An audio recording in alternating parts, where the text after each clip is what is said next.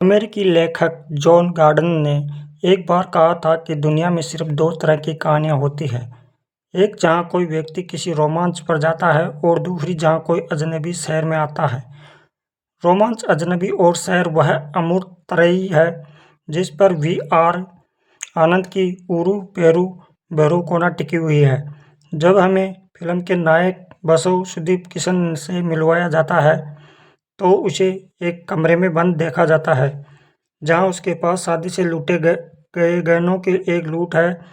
जब शादी के मेहमानों की भीड़ उसका खून मांग रही होती है तो शादी की दुल्हन पुलिस अधिकारियों को बुलाती है, उनसे हस्तक्षेप करने और उस लड़के को मारे जाने से रोकने के लिए कहती है, और फिर हम उसे अपने शरीर पर गहने पहनते हुए, ऊपर से एक अग्निरोधक सूट पहनते हुए और भागने से पहले खुद को आग लगाकर भीड़ से बचते हुए देखते हैं। शुरुआत में यह नायक को पेश करने का एक असामान्य लेकिन काफी कूल तरीका लगता है।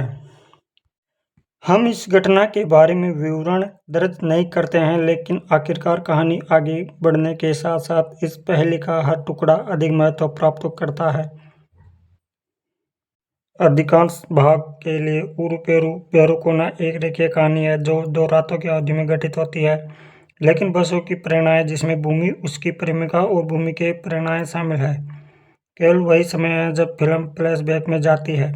फिल्म के केंद्रीय पात्र, जिनमें बसव, बसव का सहयोगी जॉन, हर्ष चैमुंडू, गीता, काव्या थापर एक साथी गोठालेबाज, और भूमि वर्षा बोलमामा एक आदिवासी महिला शामिल है, जिन्हें फिल्म के सबसे पवित्र उद्देश्य के लिए काम सौंपा गया है।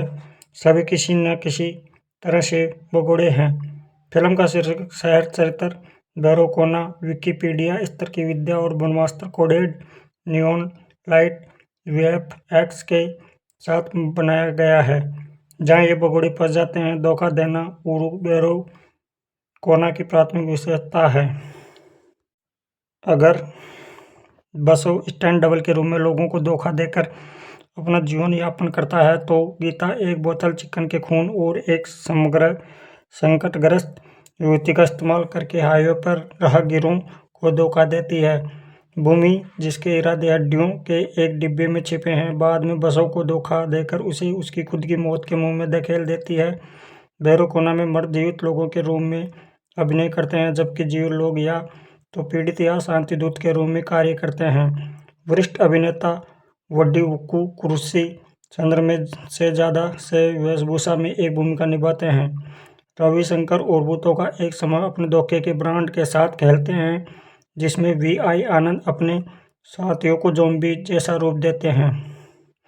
ये सभी धोखे काम कर जाते हैं अगर ऊरू बेरोकोना का सबसे निंदनीय धोखा न होता, जहां एक फिल्म जिसका शीर्षकार्ड वी.आई. आनंद मैजिक है, रोमांस और सामाजिक टिप्पणी के सामान्य स्पर्श से सुसज्जित एक कॉमेडी बन जाती है। शैली बुद्ध हॉरर और फंतासी फिल्मों को बेचना मुश्किल है, लेकिन उन्हें कॉमेडी से हल्का करना अक्सर फिल्म की कथात्मकता को खराब तरीके से दर्शाता है।